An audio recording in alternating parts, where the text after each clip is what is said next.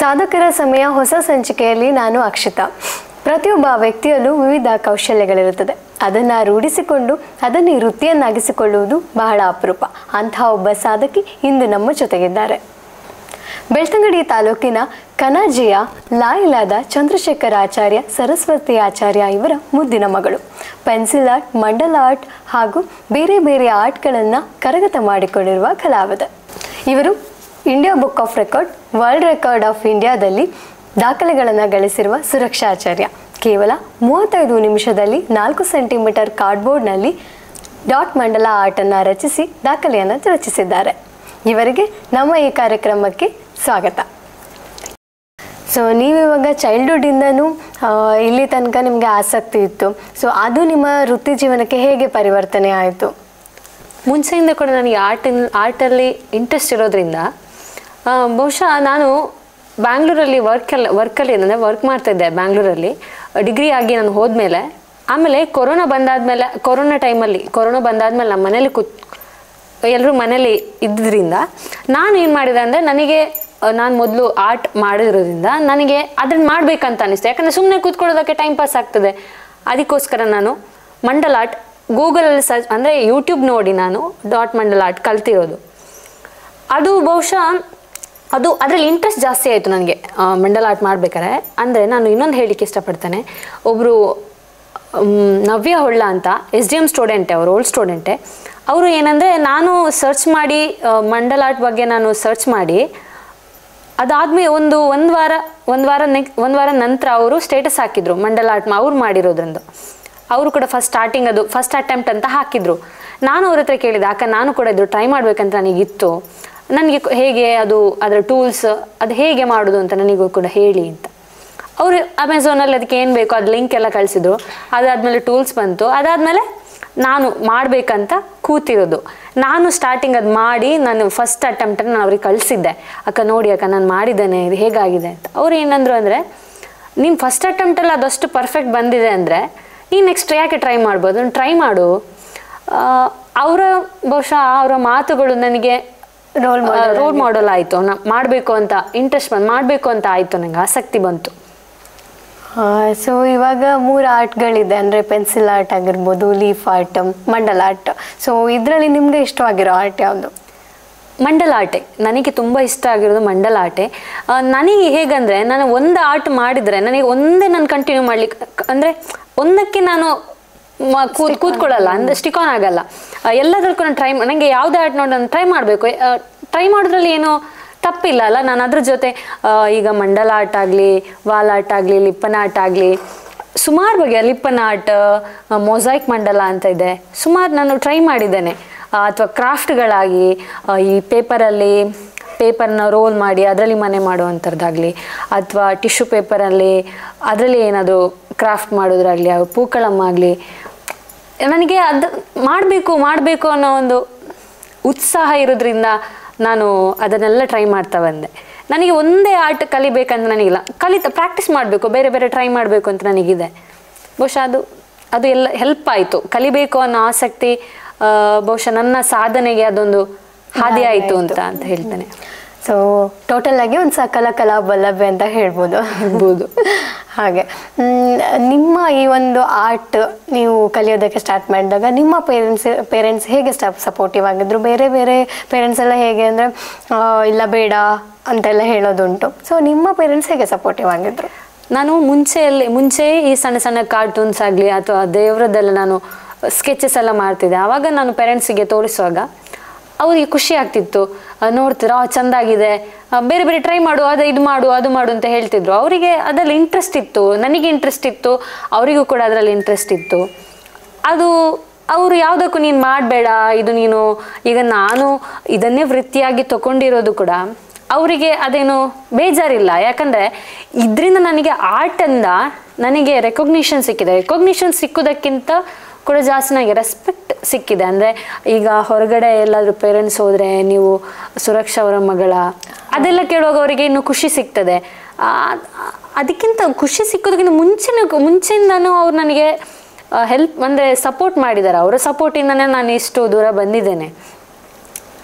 ಅವರ ಸಪೋರ್ಟ್ ನನಗೆ ಮತ್ತೆ ಕೂಡ ಬಲ ಕೊಟ್ಟಿತ್ತು ಅಂತ ಹೇಳಿಕ್ಕೆ ನಾನು ಇಷ್ಟಪಡ್ತೇನೆ.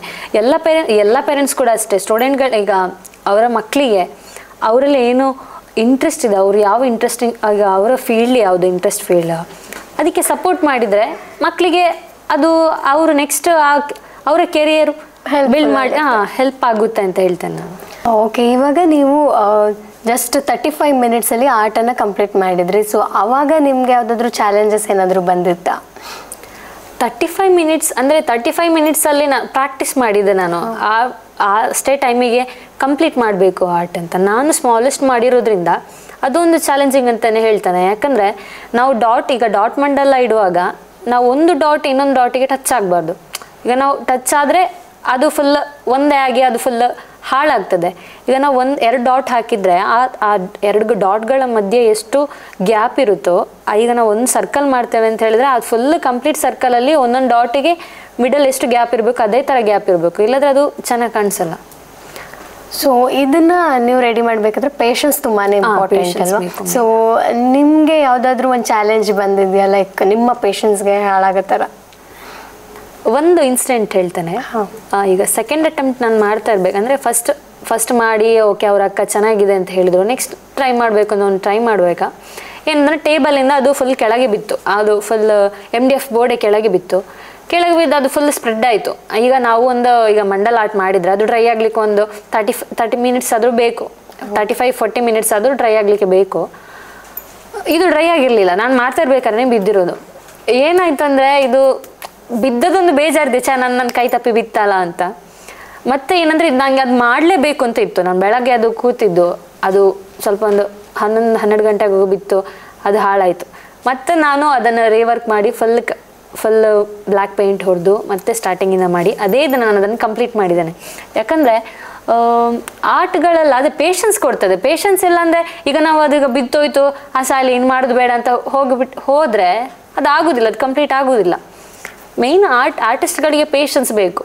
ಹೌದು, ಪೇಷನ್ಸ್ ಇದ್ದರೆ ಖಂಡಿತ ಆರ್ಟ್ ಕಂಟಿನ್ಯೂ ಮಾಡ್ಬೋದು. ಆವಾಗ ನೀವು SDM ಕಾಲೇಜಲ್ಲಿ ಓದಿದ್ರಿ. ಸೊ ಆವಾಗ ನೀವು ಯಕ್ಷಗಾನ ಕಲಾವಿದ ಕೂಡ ಆಗಿದ್ರಿ. ಸೊ ಆಗಿನ ದಿನಗಳು ಹೇಗಿತ್ತು? ನಾನು ಯಕ್ಷಗಾನಕ್ಕೆ ಸೇರಿದ್ದು ಫಸ್ಟ್ ಇಯರ್ ಡಿಗ್ರಿಯಲ್ಲೇ ನಾನು ಯಕ್ಷಗಾನಕ್ಕೆ ಸೇರಿದ್ದು.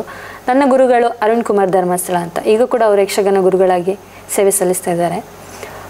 ಯಕ್ಷಗಾನದ ಬಗ್ಗೆ ಹೇಳಬೇಕಂದ್ರೆ ನನ್ನ ಮಾವ ಒಬ್ಬರು ಯಕ್ಷಗಾನ ಆರ್ಟಿಸ್ಟ್. ನನಗೆ ಮುಂಚೆಯಿಂದ ನಾನು ಅವರನ್ನು ನೋಡಿ ಅವರಿಂದ ನಾನು ಇನ್ಸ್ಪೈರ್ ಆಗಿದ್ದೇನೆ ಅಂತ ಹೇಳ್ತೇನೆ. ಯಾಕಂದರೆ ಸುಮಾರು ಜನ ಹೇಳ್ತಾರೆ ಅಂದರೆ ಯಕ್ಷಗಾನ ತುಂಬ ಕಷ್ಟ, ಅಂದರೆ ನಿಮಗೆ ಸ್ಟ್ರೆಂತ್ ಬೇಕು ಅದು ಮಾಡಲಿಕ್ಕೆ ಅಂತ. ಸ್ಟ್ರೆಂತ್ ಇಲ್ಲಾಂದರೆ ಅದು, ಯಾಕಂದರೆ ಅಷ್ಟು ಬಟ್ಟೆಗಳು ಆಗಲಿ, ಅಷ್ಟು ಆಭರಣಗಳಂದರೆ ಅದು ತುಂಬ ಟೈಟ್ ಕಟ್ಟಬೇಕು. ಯಾಕಂದ್ರೆ ಲೂಸ್ ಕಟ್ಟಿದ್ರೆ ಅದು ಬೀಳ್ತದೆ. ಟೈಟ್ ನಮಗೆ ಇಡೀ ಬಾಡಿಯಲ್ಲಿ ಅದಷ್ಟು ವೆಯ್ಟ್ ಮತ್ತು ಆಭರಣಗಳದು ಕಟ್ಟುವಾಗ ಗಂಟುಗಳು ಅಷ್ಟು ನೀವು ತಡ್ಕೊಳ್ಳಿಕ್ಕೆ ಶಕ್ತಿ ಇರಬೇಕು. ಆ ಶಕ್ತಿ ಇದ್ದರೆ ಮಾಡ್ಬೋದು. ಶಕ್ತಿ ಅದು ಆಟೋಮೆಟಿಕ್ ನಿಮಗೆ ಇಂಟ್ರೆಸ್ಟ್ ಇದೆ ಖಂಡಿತ ಬರ್ತದೆ. ಈಗ ಕೆಲವರು ಹೇಳ್ತಾರೆ ವೀಕ್ ಇದ್ದರೆ ಮಾಡ್ಲಿಕ್ಕೆ ಆಗೋದಿಲ್ಲ ಅಂತ. ನನಗೆ ಹಾಗೆ ಅನ್ನಿಸ್ಲಿಲ್ಲ. ಯಾಕಂದ್ರೆ ನನಗೆ ಅದು ವೇಷ ಹಾಕಿದ ಮೇಲೆ ಆಟೋಮೆಟಿಕ್ ನಿಮಗೆ ಅದು ಶಕ್ತಿ ಬರ್ತದೆ. ಅದೊಂದು ಹೇಳ್ತಾರೆ ದೈವಿಕ ಕಲೆ ಅಂತ ಹೇಳ್ತಾರೆ, ಅದು ನಿಜ. ಯಾಕಂದರೆ ಪೂಜೆ ಮಾಡಿ ಯಕ್ಷಗಾನ ಸ್ಟಾರ್ಟ್ ಮಾಡಿದ್ರು. ಅದಕ್ಕೆ ಆ ದೇವರ ಅನುಗ್ರಹ ಇದೆ. ದೇವರ ಅನುಗ್ರಹ ಅಂದಾಗ ನೆನಪಾಯ್ತು. ಸೊ ನೀವು ಹನುಮಾನ್ ಚಾಲೀಸ ಹಾಗೂ ಭಗವದ್ಗೀತೆನೆಲ್ಲ ಓದ್ತಾ ಇದ್ರಿ. ಸೊ ಅದು ನಿಮಗೆ ಹೇಗೆ ಒಂದು ಪ್ರೇರೇಪಣೆ ಆಗಿದೆ ಅಂತ? ಅದು ನನ್ನ ತಂದೆಯವರು, ಅಪ್ಪ ಮುಂಚೆಯಿಂದನೂ ಈ ಪೌರಾಣಿಕ ಕಥೆಗಳನ್ನು ಅಥವಾ ನಾವು ಮುಂಚೆಯಿಂದ ಕೆಲವೆಲ್ಲ ಸೀರಿಯಲ್ಸ್ ಬರ್ತಿತ್ತು, ಶಿವಲೀಲಾಮೃತ ಆಗಲಿ, ಶ್ರೀ ರಾಘವೇಂದ್ರ ಮಹಾತ್ಮೆ, ಆ ಥರದ್ದೆಲ್ಲ ಸೀರಿಯಲ್ಸ್ ಎಲ್ಲ ಜಾಸ್ತಿ ನೋಡ್ತಾ ಇದ್ವಿ. ಮತ್ತು ನಮ್ಮ ಸರೌಂಡಿಂಗ್ಸಲ್ಲಿ ಮುಂಚೆ ಸಣ್ಣದಿರ್ಬೇಕಾದ್ರೆ ಅಂದರೆ ದೇವರ ಬಗ್ಗೆ ಹೇಳೋದ್ರಾಗಿ ಅದೆಲ್ಲ ನನಗೆ ಮುಂಚೆಯಿಂದ ಕೂಡ ನನಗೆ ದೇವರ ಕಥೆಗಳನ್ನು ಕೇಳೋದನ್ನು ತುಂಬ ಇಷ್ಟ. ಅದರಿಂದ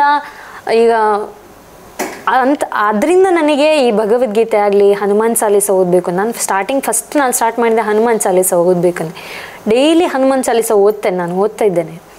ಅದು ಈಗ ನಾನು ಹೇಳಬೇಕಾದ್ರೆ ಸ್ಟೂಡೆಂಟ್ಗಳಿಗೆ ಅದು ತುಂಬ ಒಳ್ಳೇದು ಓದಿದ್ರೆ ಅಂತ ಅಂತೇಳಿ. ಯಾಕಂದರೆ ಮಕ್ಕಳಲ್ಲಿ ಇಂಟ್ರೆಸ್ಟ್ ಆಗಲಿ ಅಥವಾ ಅದರಲ್ಲಿ ಏನೋ ಶಕ್ತಿ ಇದೆ, ಅದು ಖಂಡಿತ ಹೌದು. ಹನುಮಾನ್ ಚಾಲೀಸ ಮಕ್ಕಳು ಓದಿದ್ರೆ ತುಂಬ ಒಳ್ಳೇದು, ಅದು ಬೆನಿಫಿಟ್ ಖಂಡಿತ ಇದೆ. ನಾವು ಭಕ್ತಿಯಲ್ಲಿ ಒಂದು ಓದಿದರೆ ಅದರಲ್ಲಿ ರಿಸಲ್ಟ್ ಖಂಡಿತ ಸಿಗ್ತದೆ. ನಮಗೆ ನಂಬಿಕೆ ಇರಬೇಕಷ್ಟೆ. ನಂಬಿಕೆ ಇದ್ದರೆ ಖಂಡಿತ ಯಾವ್ದು ಬೇಕಾದ್ರೂ ಅದು ಅಸಾಧ್ಯ ಅನ್ನುವಂಥದ್ದು ವಿಷಯವೇ ಇಲ್ಲ. ಭಗವದ್ಗೀತೆ ನಾನು ಯಾಕೆ ಓದಬೇಕು ಅಂತ ಹೋದದ್ದು ಅಂದರೆ, ಈಗ ಕೆಲವು ಪ್ರಶ್ನೆಗಳನ್ನು ನಾವು ಈಗ ತಂದೆ ತಾಯಿ ಹತ್ರ ಕೂಡ ಕೇಳಲಿಕ್ಕೆ ಆಗೋದಿಲ್ಲ. ಯಾಕಂದರೆ ಈಗ ಒಂದು ಮನೇಲಿ ಈಗ 4 ಜನ ಇದ್ದರೆ 4 ಜನ ಆಲೋಚನೆ ಕೂಡ ಬೇರೆನೇ ಆಗಿರ್ತದೆ. ಎಲ್ಲರದ್ದು ಆಬ್ವಿಯಸ್ಲಿ ಈಗ ನನ್ನದು ಆಲೋಚನೆ ಬೇರೆ ಇರ್ತದೆ, ಇನ್ನೊಬ್ಬಂದು ಆಲೋಚನೆಗಳು ಬೇರೆ ಇರ್ತದೆ. ಹಾಗೆ ನನಗೆ ತುಂಬ ಪ್ರಶ್ನೆಗಳಿಗೆ, ಕೆಲವು ಅಂತ ನಾನು ಹೇಳೋದಿಲ್ಲ, ಅದೆಷ್ಟೋ ಪ್ರಶ್ನೆಗಳಿಗೆ ನನಗೆ ಭಗವದ್ಗೀತೆಯಿಂದ ಆನ್ಸರ್ ಸಿಕ್ಕಿದೆ. ಅದು ಭಗವದ್ಗೀತೆ ಓದಬೇಕು ಅಂತ ಹೇಳಿದರೆ ಒಂದು ಸ್ವಲ್ಪ ಮೆಚೂರ್ಡ್ ಆಗಿರ್ಬೇಕು. ಯಾಕಂದರೆ ಈಗ ಸಣ್ಣ ಮಕ್ಕಳಿಗೆ ಅದನ್ನು ಓದಿದರೆ ಅರ್ಥ ಆಗೋದಿಲ್ಲ. ಈಗ ನಾವು ಒಂದು ವೇಳೆ ಹೀಗೆ ಶ್ಲೋಕ ಹೇಳಿ ಮಕ್ಕಳಿಗೆ ಅರ್ಥ ಹೇಳಿದರೆ ಬಹುಶಃ ಅರ್ಥ ಆಗ್ಬೋದು. ಅದನ್ನು ಡೈರೆಕ್ಟಾಗಿ ಮಕ್ಕಳು ಓದಿದರೆ ಅದು ಅರ್ಥ ಆಗೋದಿಲ್ಲ. ಯಾಕಂದರೆ ಕೆಲವು ವಿಷಯಗಳು ಮಕ್ಕಳಿಗೆ ಅಷ್ಟು ಗೊತ್ತಾಗಲ್ಲ. ಈ ಕಾಲೇಜ್ ಆಗಲಿ, ಈಗ ಕಾಲೇಜ್ ಸ್ಟೂಡೆಂಟ್ಸ್ಗಳಾಗಲಿ ಅವರೆಲ್ಲ ಓದಿದರೆ ಬಹುಶಃ ನಾನು ಹೇಳ್ತೇನೆ, ನನಗೆ ಆ ವಿಷಯಗಳೆಲ್ಲ ಇದಕ್ಕಿಂತ ಮುಂಚೆನೇ ಗೊತ್ತಿರಬೇಕಿತ್ತು ಅಂತ ನನಗೆ ಆಗ್ತಿತ್ತು. ಯಾಕಂದರೆ ಇನ್ನು ಮುಂಚೆ ಗೊತ್ತಿರ್ತಿದ್ರೆ ಅಂತ ಈಗ ಭಗವದ್ಗೀತೆ ವಿಷಯಗಳಾಗಲಿ, ಲೈಫ್ ಬಗ್ಗೆ ಆಗಲಿ ನನಗೆ ಇದಕ್ಕಿಂತ ಮುಂಚೆ ಗೊತ್ತಿರ್ತಿದ್ರೆ ಬಹುಶಃ ನಾನು ಕೆಲವು ಸಿಚುವೇಶನ್ಗಳನ್ನು ಹ್ಯಾಂಡಲ್ ಮಾಡುವಂಥದ್ದು ಈಸಿ ಆಗ್ತಿತ್ತು ನನಗೆ. ಹೇಗಾದರೆ ಕೆಲವು ಈಗ ಸಮಸ್ಯೆಗಳು ಅಥವಾ ಸ್ಟ್ರಗಲ್ ಅಂತ ಹೇಳ್ತಾರೆ, ಸ್ಟ್ರಗಲ್ ಇದ್ರೇ ಖಂಡಿತ ನಾನು ಹೇಳ್ತೇನೆ ಅದು ನಮಗೆ ಸಾಧನೆ ಮಾಡಬೇಕು ಅಂತ ಆಗ್ತದೆ. ಅದು ಏನೋ ಒಂದು ಯಾರೋ ಹೇಳಿದ್ದಾರೆ ಅಂಥವರಿಗೆ ನಾವು ಏನು ಅಂತ ತೋರಿಸ್ಬೇಕು ಅಂತ ಅದೊಂದು ಬರ್ತದೆ, ಆಟೋಮೆಟಿಕ್ಲಿ ಬರ್ತದೆ. ನನಗೆ ಕೂಡ ಹಾಗೆ ನಂದು ಕೆಲವು ಟೈಮ್ಗಳಲ್ಲಿ ಬಹುಶಃ ನನಗೆ ಇವೆಲ್ಲ ನನಗೆ ಶಕ್ತಿ ಕೊಡ್ತು ಅಂತ ನಾನು ಹೇಳಲಿಕ್ಕೆ ಇಷ್ಟಪಡ್ತೇನೆ. ಕೆಲವು ಟೈಮಲ್ಲೆಲ್ಲ ಈಗ ನಾನು ಕೂಡ ಅಯ್ಯೋ ನನ್ನ ಲೈಫಲ್ಲಿ ಹೀಗೆ ಆಗ್ತಿದೆ ಅಲ್ಲ, ನನಗೆ ಹೀಗೆ ಆಗಬೇಕಾ, ಅದೆಲ್ಲ ಬರ್ತದೆ, ಸಹಜ. ಅದು ಅಂಥ ಸಿಚುವೇಶನ್ಗಳನ್ನು ಹೇಗೆ ನಾವು ಹ್ಯಾಂಡಲ್ ಮಾಡ್ತೇವೆ ಅದು ಲೈಫ್ ಅಂತ ನಾನು ಹೇಳ್ತೇನೆ. ಅದೆಲ್ಲ ಈ ಭಗವದ್ಗೀತೆ ಆಗಲಿ, ಹನುಮಾನ್ ಚಾಲೀಸ ಆಗಲಿ, ಅದೆಲ್ಲ ನನಗೆ ಈ ಸ್ಟ್ರಗಲ್ಗಳನ್ನಾಗಲಿ ಕೆಲವು ಸಿಚುವೇಶನ್ಗಳನ್ನು ಹೇಗೆ ನಾವು ಹ್ಯಾಂಡಲ್ ಮಾಡಬೇಕು ಅದನ್ನು ನನಗೆ ಕಲಿಸಿದೆ. ಈಗ ನನಗೆ ಕೆಲವು ಸಿಚುವೇಶನ್ ಮುಂಚೆ ನಾನು ಹೇಳ್ತಿದ್ನೋ ಇಲ್ಲೋ ನನಗೆ ಈ ವಿಷಯ ಗೊತ್ತಿಲ್ಲ. ಬಟ್ ಈಗ ನಾನು ಹೇಳೋದಂದರೆ ನನಗೆ ಯಾವುದು ಸಿಚುವೇಶನ್ ಬಂದರೂ ಅದನ್ನು ನಾನು ಹೇಗೆ ಫೇಸ್ ಮಾಡಬೇಕು ಅನ್ನುವಂಥದ್ದು ನನಗೆ ಆ ಮೆಚೂರಿಟಿ ಇದೆ, ಯೋಚನೆ ಇದೆ. ಅದೆಲ್ಲ ನನಗೆ ಇದರಿಂದ ಸಿಕ್ತು. ಹನುಮಾನ್ ಚಾಲೀಸ ಆಗಲಿ ಅಥವಾ ಭಗವದ್ಗೀತೆ ಆಗಲಿ ಅಥವಾ ಕೆಲವು ವಿಷಯಗಳಿಂದ ನನಗೆ ಅದೆಲ್ಲ ಸಿಕ್ತು ಅಂಥ ವಿಷಯಗಳೆಲ್ಲ ಒಳ್ಳೆಯ ವಿಷಯಗಳು ನನಗೆ ಸಿಕ್ತು ಅಂತ ಹೇಳ್ತೇನೆ.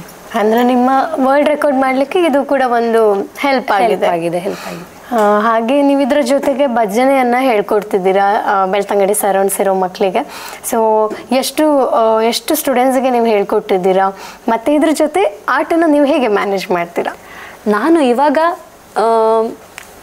ಅಳದಂಗಡಿ ಆಗಲಿ, ಈಗ ನನ್ನ ಟೀಮ್ ಇದೆ ಕನ್ನಾಜೆ ಶ್ರೀ ದುರ್ಗ ಭಜನಾ ಮಂಡಳಿ ಕನ್ನಾಜೆ ಅಂತ.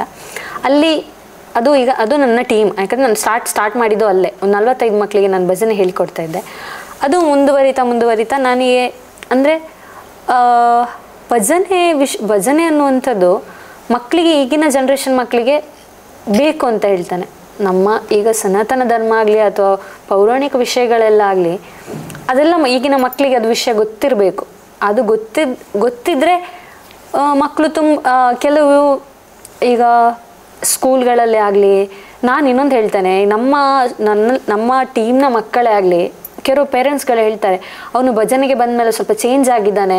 ಈಗ ನಮ್ಮ ಹತ್ರ ಮಾತಾಡೋದಾಗಲಿ ಅಥವಾ ಸ್ಕೂಲ್ಗಳಲ್ಲೇ ಆಗಲಿ ತುಂಬ ಅವರ ಬಿಹೇವಿಯರಲ್ಲಿ ಚೇಂಜ್ ಆಗ್ತದೆ, ಅದು ಹೇಳ್ತಾನೆ.